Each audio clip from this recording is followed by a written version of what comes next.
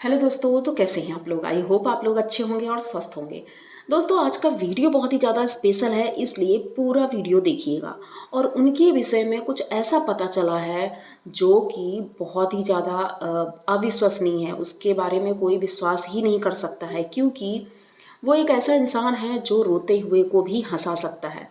और इतना उसका नाम है कि आज के समय में हर एक इंसान उन्हें अच्छे से जानता है। तो अब हम वीडियो की तरफ बढ़ेंगे, लेकिन उससे पहले आप चैनल को सब्सक्राइब करिए, लाइक कमेंट करिए और शेयर कर दीजिए। तो बढ़ते हैं वीडियो की तरफ। दोस्तों, आज का वीडियो है सुदेश लहरी जी के लिए। भाई, उनका नाम तो सब जानते हैं, कपिल के शो में वो आए थे और इतना नाम है उनका। उनकी कॉमेडी तो बेमिसाल है, उनकी पूरी फैमिली ही बहुत अच्छी है। और जैसा कि हमें अब सुनाई पड़ रहा है और पहले जो सुना जो अब सुना, उसमें बहुत ही ज़्यादा डिफरेंस है। मतलब जमीन आसमान का अंतर है। उन्होंने कई इंटरव्यू दिए और उन्होंने अपनी जो स्टोरी सुनाई उस इंटरव्यू में, उसके मुताबिक उनका बचपन बहुत ही ज़्यादा गरीबी में बीता था। यहाँ तक कि उन्होंने कहा कि नमक वाले पानी में रोटी भिगोकर वो खाते थे। उनके घर में चप्पल नहीं थी, एक ही चप्पल थी। तो उनकी दीदी अगर कहीं घर से बाहर जाती थी तो उन्हें वेट करना पड़ता था कि जब दीदी आ जाएंगी तभी मैं बाहर जा सकता हूँ, क्योंकि चप्पल तो एक ही है। मतलब उन्होंने और भी बहुत बातें बताई। उन्होंने कहा उनके पिताजी जॉब तो करते थे, सुनार की दुकान में वो जॉब करते थे, 200 रुपये पर मंथ मिलता था, लेकिन वो नशे के आदी थे और इस वजह से उनके घर में खाने तक को नहीं था। इतनी प्रॉब्लम थी। और उन्होंने ये भी कहा कि भाई, मैंने तो पढ़ाई नहीं की, मैं पढ़ा लिखा नहीं हूँ, मैंने तो कभी स्कूल की शक्ल भी नहीं देखी।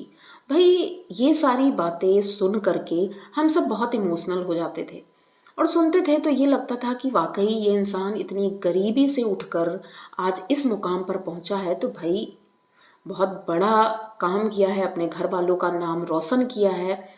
इतनी सारी बातें थी इनकी। बहुत सी और भी बातें हैं जो ज़्यादातर लोग जानते हैं और कुछ लोग नहीं भी जानते हैं। लेकिन अभी कुछ दिन पहले खबर आई कि इनकी एक बहन है, गुरमीत कौर उर्फ वीना। मतलब वो इनसे बहुत बड़ी हैं, सबसे बड़ी बहन है। उनका वीडियो आया है और वो अपने वीडियो में जिस तरह से कह सकते हैं सुदेश जी की असलियत वो बता रही हैं। अब कुछ लोग कमेंट कर रहे हैं कि भाई, परिवार की बात है, आप सोशल मीडिया पर लेकर क्यों आ रही हो। तो भाई, ये बात इसलिए भी हो सकती है, मैं उनको गलत नहीं बोलूँगी। हो सकता है उनका दिल बहुत ज़्यादा दुखा हो और एक दिन की बात नहीं होगी। जिस तरह से वो बता रही हैं तो वो इन्हें बचपन से जानती हैं, क्योंकि उन्होंने खुद कहा कि मैंने इन्हें बचपन से खिलाया है। इनकी एक तरह से कह सकते हैं जो माँ नहीं कर सकती वो मैंने किया। माँ तो इनकी बीमार रहती थी, पर इन्होंने अपने भाई के लिए बहुत कुछ किया है। पैसे से, रुपए से, हर चीज़ से इनकी मदद भी की। यहाँ तक कि एक बच्चे की तरह इनकी केयर की है। तो वो सबसे बड़ी बहन है और उनका दिल दुखा है और ये अब किसी से कह नहीं सकती, इसलिए इन्होंने सोशल मीडिया का सहारा लिया। और सोशल मीडिया पर आ करके इन्होंने सुदेश जी की कही हुई हर बात का खंडन किया। उन्होंने साफ तौर पर पहले तो ये कहा कि हम गरीब नहीं थे।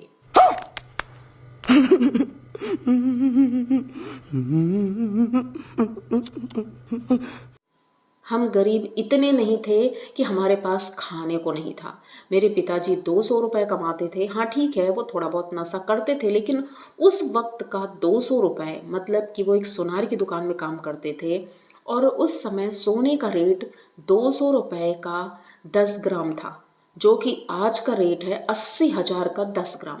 तो यानी कि उन्होंने कहा, मान लो कि उस वक्त के 80,000 रुपये जो आज 80,000 कमा रहे हैं, तो क्या वो अपने बच्चों को खाना नहीं खिला सकते। अगर नशा भी करेंगे तो कितने का नशा कर जाएंगे, पूरे पैसे का नशा। तो उन्हीं पैसों से घर चलता था और बहुत अच्छे से चलता था। उन्होंने कहा ये तो दूध और रबड़ी खाते ही थे। घर में 2 लीटर दूध आता था, 2.5 किलो सब्जी रोज बनती थी, 2 किलो आटा रोज गूंदा जाता था, इतना खाना बनता था। इनकी बहन ने कहा कि इतना सब कुछ बनता था, ये खाते भी थे। और रही बात स्कूल की, तो उन्होंने कहा जब मैंने 10वीं तक की पढ़ाई की है, भाई प्राइवेट स्कूल में तो नहीं जा पाए, लेकिन सरकारी स्कूल में गए हैं हम, और सरकारी स्कूल में जब मैं जा सकती थी तो ये क्यों नहीं गए। उन्होंने कहा मैं स्कूल जाती थी और सुबह खाना बना कर जाती थी, क्योंकि जो बड़ी बेटियां होती हैं ज़्यादातर इसी तरह की होती हैं, घर का संभाल लेती हैं घर। तो इन्होंने पूरा घर संभाल रखा था और इन्होंने खाना भी बनाया बताया इन्होंने, लेकिन सुदेश जी का पढ़ने में मन ही नहीं लगता था। इनका बिल्कुल मन नहीं लगता था। ये एक चाय की दुकान थी, उसमें जाया करते थे, 1-2 घंटे कभी बैठ जाया करते थे, और जिसका जिक्र इन्होंने एक इंटरव्यू में किया है कि मैंने चाय की दुकान में भी काम किया है, मेरी स्थिति इतनी गई गुजरी थी। तो इसका भी उन्होंने खंडन किया। उन्होंने कहा वो कोई काम करने नहीं जाते थे, ये सिर्फ घूमते फिरते रहते थे। ये 1-2 घंटे उस चाय की दुकान में बैठते थे, कभी पापा के साथ सुनार की दुकान में भी चले जाया करते थे। इनका किसी चीज़ में मन नहीं लगता था। ये बचपन से ही बहुत ही ज़्यादा दिमाग से काम करने वाले इंसान थे, किसी की नहीं सुनते थे और हमेशा अपने दिमाग से ही काम करते थे। तो इनकी बहन बताती हैं कि भाई इन्होंने किसी की इज्जत नहीं की। माँ को 2008 में कैंसर हुआ और इस वजह से उनकी हालत बहुत ख़राब हुई, और वही वक्त ये था कि सुदेश जी को मुंबई में काम मिला और वो दिनों दिन ऊपर चढ़ते गए सीढ़ियाँ, लेकिन पीछे अपने परिवार को भूल गए। उनकी माँ बीमारी में इतना परेशान रहने लगे कि गांव वाले भी गाली ही देते थे। इनके इंटरव्यू देखने के बाद गांव वालों को तो सब कुछ पता था, तो वो ये चीज़ें कहते थे कि भाई वो झूठ क्यों बोल रहा है बंदा, लेकिन भाई किसकी हिम्मत है वहाँ जाकर बोल पाए, क्योंकि अब तो वो बड़ा आदमी बन गया। तो इनकी बहन ने यहाँ तक कि सुदेश जी की हेल्प की। उन्होंने इनकी माँ को लास्ट टाइम पर वहाँ से ले करके शहर आ गई, मुंबई आ गई अपने बेटे के पास, कि भाई वहाँ छोड़ दो तो गांव वाले भी चार बातें नहीं करेंगे। इलाज का कोई खर्चा इन्होंने नहीं उठाया। जब ये मुंबई आई वहीं पर उनकी डेथ हो गई। और उसके बाद अब ये गांव तो कभी गए नहीं, बहनों से कभी मिलना होता नहीं था। कभी कदार रक्षाबंधन या भैया दूज पर फ़ोन कर दिया करते थे। हाँ, बहनें नहीं कर पाती थी फ़ोन, इन्होंने इस तरह से ये बना रखा था कि कोई उन्हें डिस्टर्ब ना करे। जब उनका मन होता था तो वो फ़ोन करते थे। तो इनकी बहन ने बताया रक्षाबंधन भाई दूज पर ये 2100 रुपये का लिफाफा भेज दिया करते थे। लेकिन उन्होंने कहा कि अभी 2 साल से मैंने मना कर दिया कि भाई पैसे हमें नहीं चाहिए। जब भाई के हाथों में राखी नहीं बांध सकते तो किस बात के पैसे, और जो लड़का अपने माँ बाप का नहीं हुआ वो मेरा क्या होगा। वो इतनी गंदी गंदी गालियाँ देते थे, यहाँ तक कि उन्होंने अपने माँ को गंदी गाली दी, अपनी बहन को गंदी गाली दी। ये बताती हैं कि अभी जो एक सिद्धार्थ करके कॉमेडियन है, उनका पूरा नाम मुझे याद नहीं है, तो उनके घर पर अपनी बहन को बुलाया था मिलने के लिए।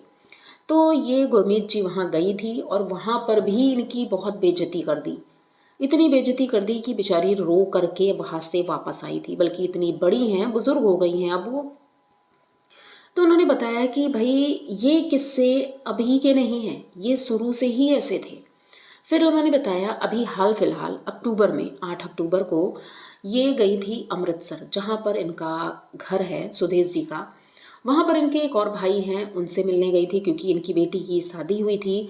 तो इन्होंने सोचा कि चलो मिठाइयाँ ही बांट आते हैं। तो मिठाई के डब्बे लेकर ये गई थी, एक भाई को दिया, फिर उन्होंने सोचा कि चलो इनको भी दे देते हैं। तो इन्होंने सुदेश जी के जो सेक्रेटरी हैं या जो भी हैं, इन्होंने घर पे फ़ोन किया और अपॉइंटमेंट लिया कि भाई मैं इस टाइम पर मिलना चाहती हूँ, मैं आऊँगी। अब उधर से ओके हो गया तो ये भाई अपने भतीजे के साथ वहाँ पहुँची गाड़ी से। और जब वहाँ पहुँची तो ये देख करके एकदम चौंक गई कि घर की सारी लाइटें ऑफ हैं और ये बेल बजाती रही, गाड़ी का हॉर्न बजाती रही, 2000 years later. चिल्लाती रही, लेकिन किसी ने भी दरवाज़ा नहीं खोला। ये लगभग 5 मिनट वहाँ पर वेट करती हैं, उसके बाद वापस चली जाती हैं। इन्हें बहुत ज़्यादा दुख हुआ था इस बात का कि मैं उनके घर गई, वो घर में थे, मुझे पता था कि वो घर में आए हैं इसीलिए मैं गई थी, लेकिन उन्होंने दरवाज़ा नहीं खोला। फिर ये घर से वापस आ गई और ये बात इनको इतनी ज़्यादा मतलब परेशान कर गई कि ये कुछ कह नहीं सकती। इन्होंने कहा कि मेरी माँ जब पिताजी नहीं रह गए थे, उनकी डेथ हो गई थी, उसके बाद माँ कपड़े गांव में बेचा करती थी, माल बाहर से ला करके गांव में बेचती थी, उसी से उनका गुजारा होता था।